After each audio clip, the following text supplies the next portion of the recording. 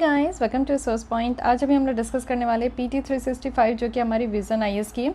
तो इकोनॉमी के लेसन हम लोग देख रहे हैं। फर्स्ट लेसन हमारी आ चुकी है, आज सेकंड देखेंगे जिसमें कि टैक्सेशन के बारे में बात करेंगे।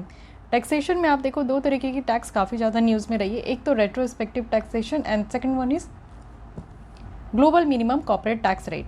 तो इन दोनों को हम लोग यहाँ पे कवर करेंगे। इसके अलावा टाइम बचेगा तो हम लोग यहाँ पे नॉन टैक्स रेवेन्यू में भी हम लोग बात करेंगे।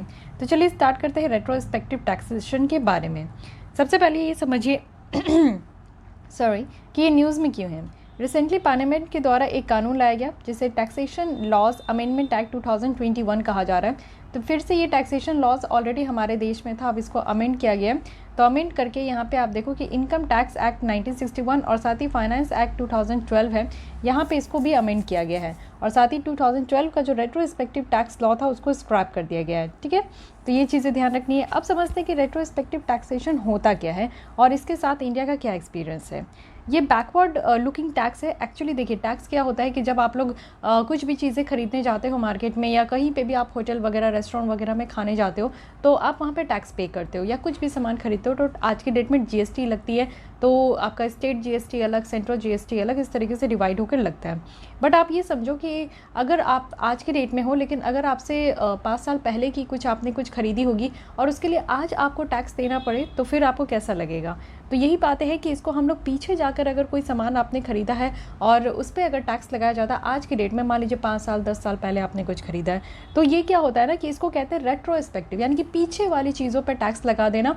इट मीन्स कि बैकवर्ड लुकिंग टैक्स है और इसको देश के द्वारा ही यूज़ किया जाता है जिससे कि जो टैक्स एनोमलीज है उसको हटाने के लिए। जैसे कि आप देखो कि कुछ नया एडिशनल चार्ज लगा दिया जाता है, यानी कि पहले आपने कोई ट्रांजैक्शन किया, जस्ट सपोज़ कि आपने पहले एयर कंडीशनर खरीदा जिसमें कि आप 6% टैक्स दिए होंगे। बट आज जाकर सरकार को लग रहा होगा कि नहीं, 2020 में जिसने भी AC खरीदा उसके ऊपर 6% ही टैक्स था, अब उनको 12% टैक्स देना होगा, यानी कि 6% एक्स्ट्रा टैक्स देने की ज़रूरत है आज की डेट में जब आप 2022 में हो।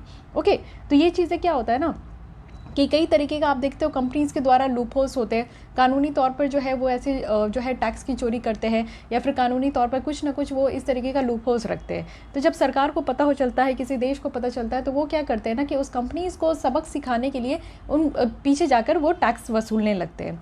तो इससे क्या होता है कि यहाँ पे कंट्री को अलाउ किया जाता है कि चलिए ठीक है, अगर आपको रेट्रोस्पेक्टिव टैक्स लगानी है यानी कि किसी भी सर्टेन प्रोडक्ट में, आइटम में, सर्विसेज में या डील्स में, तो यहाँ पे क्या है कि आप एक रूल पास कर सकते हो और वो भी कंपनी को चार्ज कर सकते हो from time behind on the day on which the law is pass.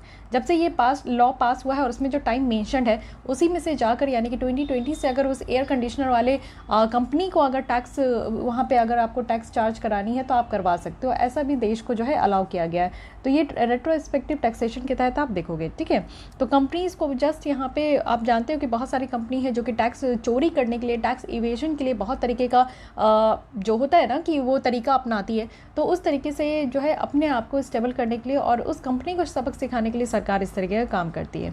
India में, हमारे देश में 2012 से ही ये रेट्रोस्पेक्टिव जो टैक्सेशन है, इट मीन्स कि टैक्सेशन लॉज एक्ट आया हुआ है, जिसमें आप देखो कि इनकम टैक्स डिपार्टमेंट को ये एम्पावर किया गया है कि वो टैक्स डिमांड को बढ़ा सकते हैं। कोई भी अगर कैपिटल गेन हो रहा है, जैसे कि आप कंपनी में देखो कि उनकी प्रॉफिट होती है, एक तो होता है कि वो जो भी इन्वेस्टमेंट करते हैं उसमें उनको इंटरेस्ट के बेसिस पे उनको प्रॉफिट मिलता है, साथ ही उनका कैपिटल गेन होता है। तो कैपिटल गेन जितना भी हो रहा है कंपनी का, तो उनको कुछ परसेंटेज ऑफ कैपिटल गेन जो है वो टैक्सेशन के फॉर्म में सरकार को देना होता है। तो इसलिए यहाँ पे जो इनकम टैक्स डिपार्टमेंट है उनको इस तरीके से यहाँ पे एम्पावर किया गया है कि आप अपने टैक्स डिमांड को बढ़ा सकते हैं और ये भी आपका इनडायरेक्ट ट्रांसफ़र जो हुआ है एसेट का, उसके ऊपर यहाँ पे आपका टैक्स बढ़ाया जा सकता है कैपिटल गेन के ऊपर। अब देखते हैं कि क्या क्या चेंजेस किया गया है। इस बार अमेंडमेंट की जा रही है तो इसमें कहाँ कहाँ चेंजेस जो है किस किस प्रोविजन में किया गया है। सबसे पहले क्या है कि IT एक्ट जो है, इनकम टैक्स एक्ट का जो यहाँ पे सेक्शन 9 है उसको अमेंड किया गया है। और उसको अमेंड करके क्या किया गया है कि जो यहाँ पे डिमांड होता है ना कि इनडायरेक्ट जो यहाँ पे ट्रांसफ़र हो रही है इंडियन एसेट का, उसको नलीफाई करनी है। मान लीजिए कि कोई भी यहाँ पे आपका ट्रांसफ़र हुआ है, कोई भी इंडियन एसेट है, अगर वो 28 मई 2012 से पहले अगर उसकी ट्रांसफ़र हुई है तो इनडायरेक्ट ट्रांसफ़र हुई है तो उसको यहाँ पे नलीफाई कर देना है, यानी कि उसके ऊपर टैक्स नहीं बढ़ाया जाएगा। और फुलफिलमेंट करनी है ये कि यानी कि कुछ यहाँ पे स्पेसिफाइड कंडीशंस है, जैसे कि अपील पिटीशन को विड्रॉ करना, आर्बिट्रेशन है, तो इन सब की फुलफिलमेंट को भी रखा गया है। सेकेंड है कि refund of any amount paid in this cases. मान लीजिए कि इस तरीके के केस में अगर कोई भी अमाउंट यहाँ पे पे किया गया तो उसके रिफंड के लिए बात किया जा रहा है विदाउट एनी इंटरेस्ट, जो कि आपका सेक्शन 244A के तहत है। साथ ही ऑफशोर ट्रांजैक्शन भी है जिसमें कि इंडियन एसेट है। ऑफशोर कहने का मतलब है कि इंडिया से थोड़ा दूर, तो यहाँ पे आप देखो कि इंडिया से दूर कहने का मतलब है कि ऑफ शोर यानी कि जो हमारा तटीय इलाका है, जो सी है, जैसे हमारे यहाँ पे सदर्न इंडिया आप देखोगे तो ये हमारा सी से कनेक्टेड है। यहाँ पे आपका बे ऑफ बंगाल है, ये अरेबियन सी है।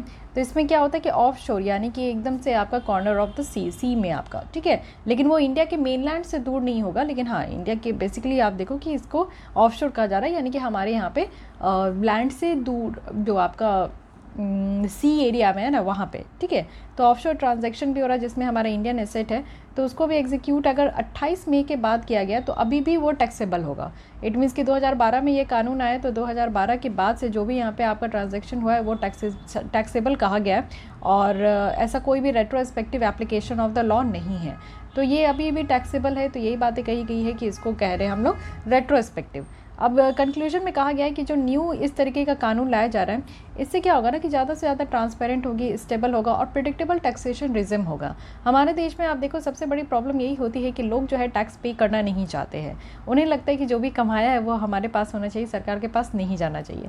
बट आप ये भी सोचो ना कि सरकार के पास अगर हम जैसे जनता अगर उनको टैक्स के रूप में अगर पेमेंट नहीं देंगे, तो फिर पेमेंट नहीं, एक कह सकते हैं कि टैक्स के रूप में हम लोग उनको देते हैं, तो उनका रेवेन्यू कलेक्ट होता है, तो उसके थ्रू जो है वो हमारे ही लिए काम करते हैं। सोशल वेलफेयर की जितनी स्कीम्स है ना, वो हमारे पैसे हमारे ही ऊपर खर्च करते हैं। तो इसलिए ये चीज़ें होनी चाहिए। तो हमारे यहाँ टैक्सेशन में और भी ज़्यादा क्लियरेंस लाने के लिए, ट्रांसपेरेंसी लाने के लिए इस तरीके का काम किया जा रहा है।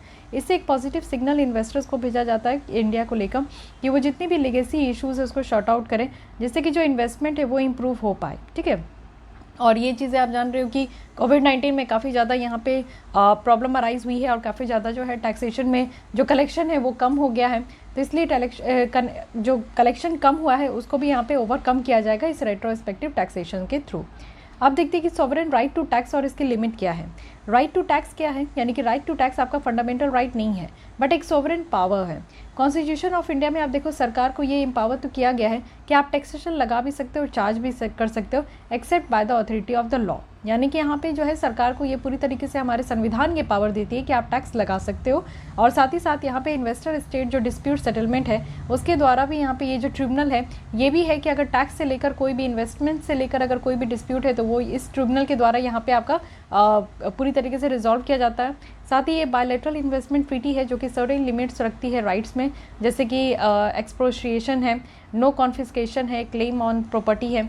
इट मीन्स कि जो ओनर है उसके अगेंस्ट में कोई भी कॉन्फिस्केशन नहीं होगा, उनकी जो प्रॉपर्टी उसको जब्त नहीं किया जाएगा। फेयर एंड इक्विटेबल ट्रीटमेंट है, यानी कि टैक्सेस जो है वो यहाँ पे डिस्क्रिमिनेटरी नहीं होना चाहिए। 2016 में अगर देखें तो इंडिया के द्वारा मॉडल BIT यहाँ पे फ्रेम किया गया, जिसमें कि जो टैक्सेशन मेजर्स है उसको बाहर रखा गया। और यही बात है कि सॉवरेन राइट टू टैक्स जो है ये ध्यान रखना कि एक सॉवरेन पावर है हमारे देश में। फाइन, अब आते हैं नेक्स्ट आर्टिकल जो कि है ग्लोबल मिनिमम कॉर्पोरेट टैक्स। तो रिसेंटली OECD है, organisation for economic cooperation and development है, जिनके द्वारा 2 पिलर मॉडल यहाँ पे लाया गया कि कैसे हम लोग डोमेस्टिक इंप्लीमेंट कर सकते हैं। बात किया जा रहा है कि जो ग्लोबल मिनिमम टैक्स है वो एटलीस्ट 15% होनी चाहिए पूरे वर्ल्ड वाइड। समटाइम्स आप देखो कि किसी देश में 2% टैक्स है, समटाइम्स किसी देश में आपका 16% है, 32% भी है।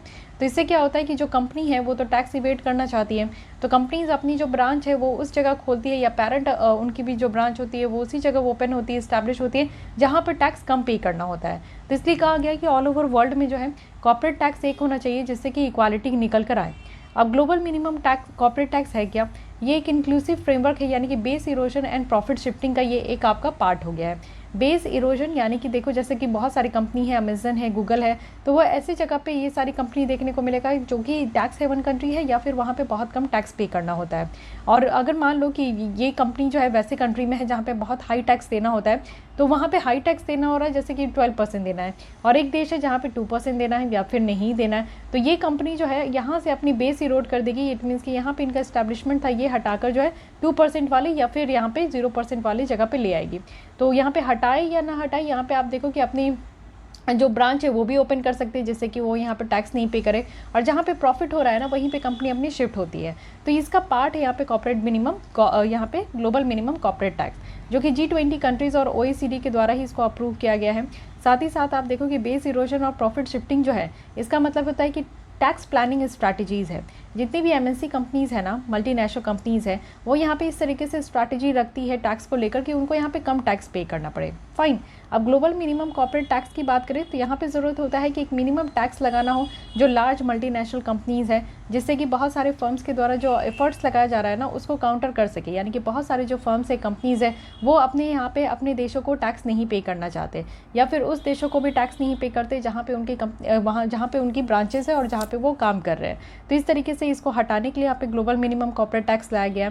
साथ ही आप देखो कि MNCs पे ये अप्लाई किया जाता है, और रेवेन्यू जिसमें कि 750 मिलियन यूरो से भी ज़्यादा है। इसका एम यही है कि एक टैक्सेशन स्ट्रक्चर बेटर तरीके से डेवलप कर सके जो कि डिजिटल और ग्लोबलाइज्ड वर्ल्ड में रेलिवेंट हो। तो आप समझ सकते हो कि इन सारी कंपनीज़ जो कि MNC कंपनीज़ है और आज के डेट में बहुत प्रॉफिट कमा रही हैं, उनकी कंपनी को प्रॉफिट हो रहा है, लेकिन जिस देश में वो ऑपरेशन कर रहे हैं उस देश में देश की सरकार को प्रॉफिट नहीं हो रहा है। तो फिर तो ये एक इनजस्टिस है। तो इसलिए यहाँ पे जिस देश में आप काम कर रहे हो उस देश की सरकार को तो आपको पैसा देना ही है in the form of tax. तो इसलिए यहाँ पे ये एक ग्लोबल मिनिमम टैक्स लाया गया है। यहाँ पे OECD की 2 पिलर की अगर हम लोग बात करें तो जैसे कि अभी यहाँ पे OECD और G20 इंक्लूसिव फ्रेमवर्क बनाया गया है base erosion and profit shifting का, तो 139 कंट्रीज़ है जिसमें कि हम लोग भी हैं। तो याद रखिएगा कि इसमें यहाँ पे जो बात की जा रही है यहाँ पे ग्लोबल कॉर्पोरेट टैक्स का, तो यहाँ पे हम लोग भी इसके पार्टिसिपेशन है। साथ ही हम लोग कोलैबोरेट भी कर रहे हैं कि एक जो टैक्स अवॉइडेंस स्ट्रैटेजी है, बहुत ख़राब आदत हो चुकी है सारी कंपनीज़ की, सारे लोगों की, कि टैक्स अवॉइड करना है, तो इसको हम लोग यहाँ पे एंड कर सकें। और 2 न्यू यहाँ पे पिलर प्लान लाया गया जिससे कि हमारे देश में और हर एक देश में इम्प्लीमेंटेशन हो पाएगा 15% ग्लोबल मिनिमम टैक्स। ठीक है, तो इसमें क्या है ना कि जो ग्लोब है रूल्स है इसको इंक्लूड किया गया है। अब इसमें क्या है कि ग्लोब रूल्स में क्या है कि एक टैक्सेशन सिस्टम से यहाँ पे लाया गया जिससे कि जितने भी बड़े बड़े MNCs हैं उनको इंश्योर कर सके और मिनिमम लेवल ऑफ टैक्स जो है वो यहाँ पे कर सकें।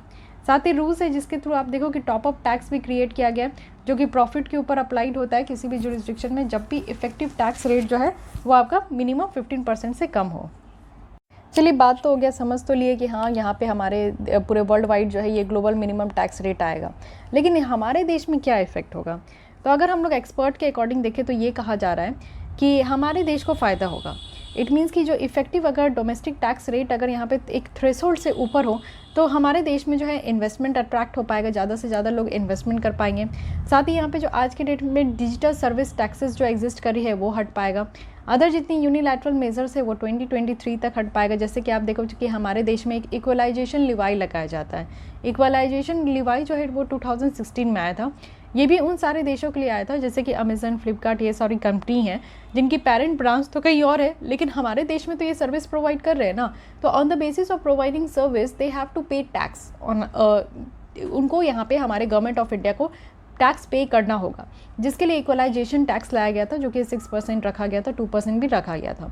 तो यही चीज़ें कही जा रही है कि अगर हम लोग यहाँ पे एक ग्लोबल मिनिमम टैक्स रेट लाते हैं तो हमें क्या ज़रूरत है इक्वलाइजेशन टैक्स की। ये तो हमारे देश में सरकार के द्वारा लाया गया था, इसको हटा देना होगा। अगर सारी कंपनी कायदे से अगर टैक्स पे करने लगे, हमारे यहाँ सर्विस प्रोवाइड करी तो उसके लिए अगर वो टैक्स पे करने लगे तो इस तरीके के एक्स्ट्रा टैक्स की ज़रूरत नहीं होगी।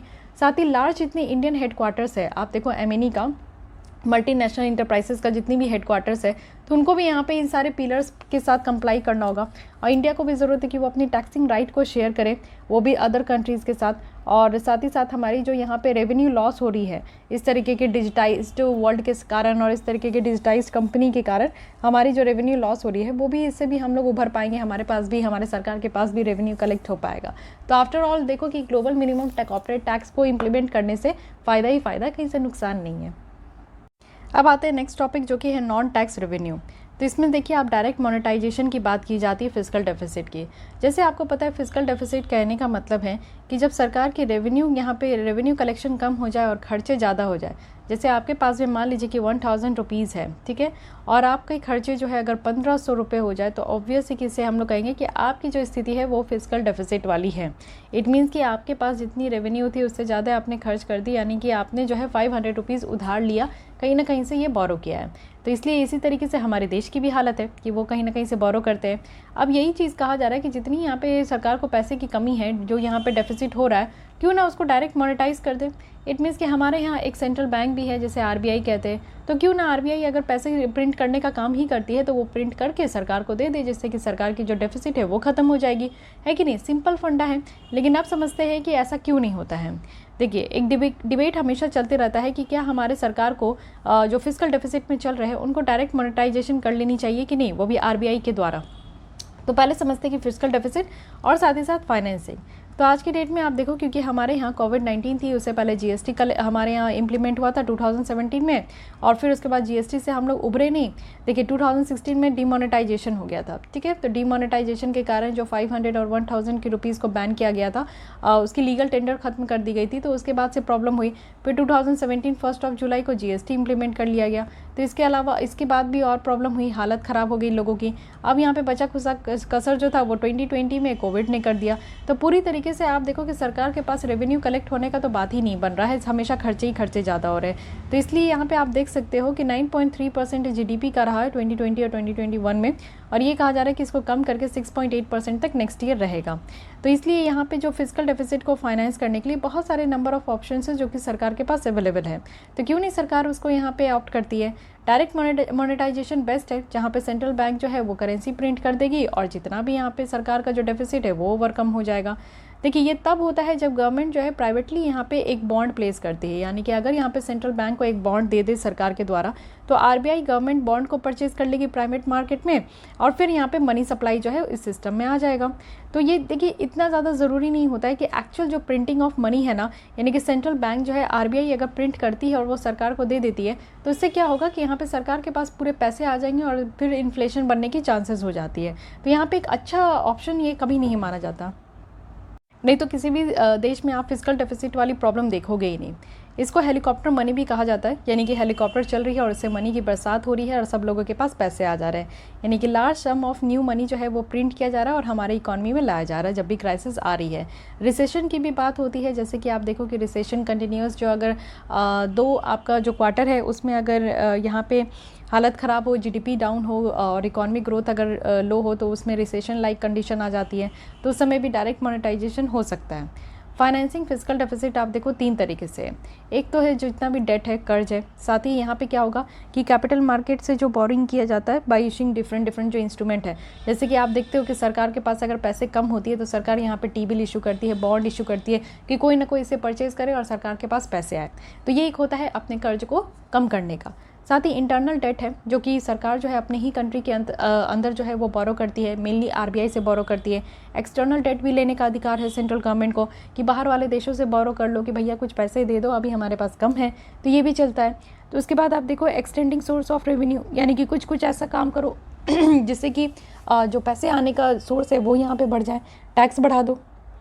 तो सबसे आसान आप देखते हो कि यहाँ पे टैक्स ही बढ़ा दिया जाता है। जैसे आपने देखा था कि लॉकडाउन के बाद जब अल्कोहल की शॉप ओपन हुई थी तो 70% 80% हायर टैक्स में वो यहाँ पे बेच रहे थे, लोग खरीद भी रहे थे। इवन आप देखो कि तेल की पेट्रोल डीजल की दाम कितनी बढ़ गई है, तो ऑब्वियस है कि यहाँ पे क्या हो रहा है कि टैक्स ही बढ़ा दो। साथ ही सेंट्रल गवर्नमेंट के पास तो और भी यहाँ पे ऑप्शन है कि सेस दे दो, सेस बढ़ा दो, सरचार्ज लगा दो, सेस बढ़ा दो नहीं, सेस लगा दो और सरचार्ज बढ़ा दो, ये भी होता है। तो सरचार्ज करने का मतलब है कि टैक्स ऑन टैक्स, जैसे आप सर्विस टैक्स दे रहे हो, जीएसटी दे रहे हो, तो उसके अलावा भी आपको 1-2% जो है जितना भी यहाँ पे फिक्स किया गया है उस हिसाब से यहाँ पे सरचार्ज आपको पे करना होगा। सेस क्या होता है? सेस होता है tax on any specific field, specific purpose, जैसे एजुकेशन टैक्स हो गया, स्वच्छ भारत अभियान टैक्स हो गया। तो किसी की स्पेसिफिक अगर पर्पस के लिए आप टैक्स दे रहे हो तो उसे हम लोग सेस कहते हैं, ठीक है। और थर्ड यहाँ पे लास्ट ऑप्शन होता है कि डायरेक्ट यहाँ पे मनी प्रिंट करा दो सेंट्रल बैंक से और सरकार को दे दो। सेकंड होता है कि इनडायरेक्ट मोनेटाइजेशन। पहला तो डायरेक्ट होता है, यानी कि आपस में ही गवर्नमेंट ऑफ इंडिया और जो आरबीआई है वो आपस में ही अपना जो है पैसे लेन देन करके काम फिनिश कर ले। सेकंड होता है कि नहीं ऐसे पैसे लेन देन करके काम नहीं करते, चलो कुछ और ऑप्शन अपनाते, काम वही रहेगा लेकिन प्रोसेस अलग होगा, तो इनडायरेक्ट मोनेटाइजेशन होता है। इसमें क्या होता है कि एक ओपन मार्केट ऑपरेशन है। यहाँ पे क्या होता है कि जीसे की खरीद बिक्री होती है, जो गवर्नमेंट सिक्योरिटीज़ होती है। तो सरकार क्या करती है ना कि ठीक है, आप डायरेक्ट में मुझे पैसे मत दो, मैं क्या करता हूँ कि यहाँ पे एक जीसेक इशू कर देता हूँ, आप जीसेक परचेज़ कर लो और जीसेक परचेज़ करने के नाम पर आप पैसे दे दो। तो ये काम होता है, यानी कि सेकेंडरी मार्केट से जो है आरबीआई बॉन्ड परचेज़ करती है और फिर उसी से सरकार को पैसे चला जाता है। डायरेक्ट मोनेटाइजेशन होता है, एक तो ये इनडायरेक्ट हो गया और दूसरा क्या है, डायरेक्ट है, यानी कि आरबीआई जो है डायरेक्टली सरकार की बॉन्ड जो है प्राइमरी मार्केट से ही वो परचेज़ कर ले, ओएमओ में जाने की ज़रूरत नहीं है, सरकार से ही परचेज़ कर ले और फिर सरकार को यहाँ पे मनी प्रिंट करके दे दे, तो ये भी काम हो जाएगा। ठीक है, तो मोनेटाइजेशन दो तरीके का है, एक तो डायरेक्ट मोनेटाइजेशन है, एक इनडायरेक्ट मोनेटाइजेशन है। फाइन, तो इतनी सोर्सेज है, आप देख सकते हो कि इतना तरीका है जिससे कि फिजिकल डेफिसिट को फाइनेंस किया जा सकता है। अब डायरेक्ट मोनेटाइजेशन इंडिया में देखिए तो क्या क्या यहाँ पे कहा गया है। अर्ली अगर 1997 में देखें तो ऑटोमेटिक मोनेटाइजेशन हो जाता था, यानी कि एक एडहॉक ट्रेजरी बिल है। एडहॉक करने का मतलब है कि टेम्पररी इन नेचर, जब यहाँ पे ज़रूरत होता है तब ये टी बिल आती है और जब ये ज़रूरत खत्म हो जाती है तो टी बिल खत्म हो जाती है। अब आपको ये बताना है कि टी बिल जो है ये शॉर्ट टर्म आपका बिल इशू करने का इंस्ट्रूमेंट है या लॉन्ग टर्म है। सेकंड है कि कितने कितने दिन के लिए यहाँ पे टी बिल इशू किया जाता है। एंड टी बिल इशू करने का अधिकार दोनों का है, सेंट्रल गवर्नमेंट, स्टेट गवर्नमेंट या फिर सेंट्रल गवर्नमेंट को है। तो इसकी आंसर आपको कमेंट बॉक्स में देनी है। तो पहले क्या होता था कि यही चीज़ें थी कि चलो जितना भी डेफिसिट होगा यहाँ पे आरबीआई के द्वारा और यहाँ पे टी बिल इशू करके, एडहॉक टी बिल इशू करके उसको मोनेटाइज कर लिया जाएगा। 1997 से 2006 तक क्या हुआ कि एक वेज एंड मीन्स एडवांसेस है। Ways and means advances RBI के द्वारा दिया जाता है। जैसे आप देखते हो कि कुछ राज्य सरकार की यहाँ पे मिसमैच हो जाती है रेवेन्यू और रेवेन्यू कलेक्शन एंड एक्सपेंडिचर के बीच में, तो वो शॉर्ट टर्म का जो मिसमैच को ओवरकम करना है तो यहाँ पे आरबीआई के द्वारा वेज एंड मीन्स के थ्रू कुछ लिमिट है, उतने पैसे दी जाती है। लेकिन उसके अलावा भी कुछ एक टाइम बाउंडेशन है जिसके तहत ये कहा जाता है कि वापस से जो है सरकार को वहाँ पे आरबीआई के पास पैसे दे देने हैं। 2006 से 2018 तक क्या चला कि कंप्लीट प्रोहिबिशन लग गया। इट मीन्स कि इस चीज़ को रोका गया। जो डायरेक्ट मोनेटाइजेशन है ना, इससे इकोनॉमिक कंडीशन बेटर नहीं होती थी, इससे हमारे देश में इन्फ्लेशन लाइक सिचुएशन अराइज हो जाती थी, तो पैसे की जो है फ्लो बढ़ जाती थी मार्केट में। तो उस चीज़ को कम करने के लिए यहाँ पे एक कानून लाया गया जिसे कि FRBM एक्ट कहते हैं। ठीक है, foreign regulation and management act है ये। तो इसको 1 अप्रैल 2006 से लाया गया और इसके तहत कहा गया कि अब डायरेक्ट मोनेटाइजेशन नहीं करना है, अब सरकार को खुद ही कोशिश करनी है। यानी कि इस कानून के तहत ये कहा गया कि सरकार को खुद ही कोशिश करनी है कि अपनी फिजिकल डेफिसिट को वो खुद ही कम करें। इट मीन्स कि अब वो सरकार खुद ही समझे कि उनको कैसे टैक्स रेज करना है और कैसे उनकी रेवेन्यू कलेक्शन बढ़ सकती है और खर्चे कम करनी है। फिर उसके बाद 2018 से आप देखो क्या हो रहा है कि डायरेक्ट मोनेटाइजेशन जो है अलाउड कर दिया गया। अब एक समय के बाद ये समझ में आ गया इतने सालों में कि नहीं, सरकार जो है फिजिकल डेफिसिट कम नहीं कर पा रही है, क्योंकि सरकार के खर्चे पे तो रोक नहीं होगा, क्योंकि खर्चे करना ही है। अपने देश के जितने भी हमारे यहाँ इतनी ज़्यादा पॉपुलेशन है, इतनी ज़्यादा गरीबी है, एजुकेशन की कमी है, शिक्षा की कमी है, हेल्थ की कमी है, तो इन सारे कमियों को पूरा करने के लिए सरकार को कम खर्च तो करना ही पड़ेगा। और उसी तरीके से आप देखो बैक टू बैक इतनी सारे हिट पे हिट होते जा रहे हैं कुछ ना कुछ कंडीशन, जिसके कारण सरकार के पास पैसे नहीं बन रहे हैं। तो इसलिए ये कहा गया कि जो डायरेक्ट मोनेटाइजेशन है उसको FRBM एक्ट के तहत अलाउड कर देते, लेकिन एक स्केप क्लॉज है, एक स्केप क्लॉज के साथ इसको अलाउ किया गया, यानी कि एक एक्सेप्शंस के साथ यहाँ पे अलाउ किया गया इसको। तो स्केप क्लॉज रखा गया है जिसमें कि बहुत सारे टर्म्स एंड कंडीशंस है कि डायरेक्ट मोनेटाइजेशन करना है लेकिन इतने खुले से नहीं करना है। ठीक है, कुछ यहाँ पे रेस्ट्रिक्शन रखा गया है। अब क्या क्या रीज़न है जिसके कारण जो है फिर से ये डायरेक्ट मोनेटाइजेशन की डिमांड बढ़ रही है। तो आप देखो एक्स्ट्रा ऑर्डिनरी रिकवरी प्रोग्राम के लिए सरकार के द्वारा आप देखो डायरेक्ट लिक्विडिटी के थ्रू यहाँ पे काम किया जा रहा है। यानी कि आज के डेट में देखो कि फाइनेंसिंग की जा रही है, यानी कि रिकवरी प्रोग्राम में काफ़ी ज़्यादा आप देखो कि सरकार बहुत तरीके से पैसे देते हैं। जैसे कि आपका PM किसान यहाँ पे है, जिसके थ्रू किसानों को, फार्मर्स को यहाँ पे 6000 दी जा रही है एक साल में। उसके अलावा भी आप देखो कि इस तरीके का DBT के थ्रू जो है यहाँ पे सब्सिडीज़ वगैरह दी जाती है। तो इससे क्या हो रहा है कि सरकार को पैसे देने पड़ते हैं, तो सरकार के पास पैसे रहेगी तब तो सरकार पैसे देंगे, ये बात है। सेकंड है कि मिटिगेटिंग, यानी कि जो डिफ्लेशन है हमारे देश में जो है आप देखो कि पैसे की कमी हो जा रही है, मॉडरेट इन्फ्लेशन को यहाँ पे मेंटेन रखने के लिए, क्योंकि पैसे जो है लोगों के पास भी कम है। कोविड-19 के बाद आप देखो कई घर बर्बाद हो गए, कई लोगों की ज़िंदगी बर्बाद हो गई, कई जो है कितने लोगों की यहाँ पे इनकम कम हो गई, ख़त्म हो गई, और कई लोगों की यहाँ पे जॉब भी कम हो गई, ख़त्म हो गए।